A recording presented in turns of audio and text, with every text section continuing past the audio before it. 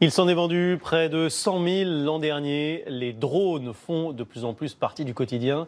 Certaines de ces machines peuvent voler très vite, jusqu'à 100 km/h. Des courses sont même organisées et les images sont spectaculaires. La preuve avec Antoine de Pressigou et Antoine Pocry, près de Strasbourg. Si vous avez le mal de l'air, vous devriez sans doute détourner les yeux.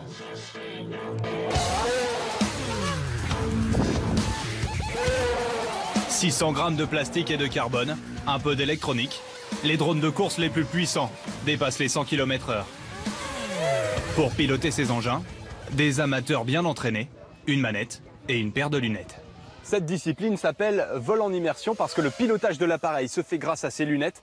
Les images filmées par une caméra embarquée sur le drone y sont retransmises en temps réel. Un peu comme dans un jeu vidéo, avec quelques sensations supplémentaires.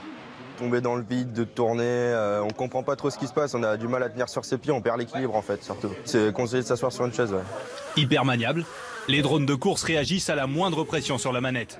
Mais ils sont tellement rapides oh la corde que les crashs sont parfois inévitables. Là on est censé prendre un virage ici, il y a une corde qui traînait, on sait pas trop pourquoi, qu'est-ce qu'elle faisait là. Et du coup ça a pas raté. Dans les lunettes j'ai pas vu la corde, mais lui, il a bien vu. Chaque pilote casse en moyenne une dizaine d'hélices par course. Filet de protection, copilote, les organisateurs imposent eux-mêmes les mesures de sécurité car il n'existe pas encore de règlement officiel. Pour cette raison, chacun peut fabriquer un appareil selon ses envies. Merci.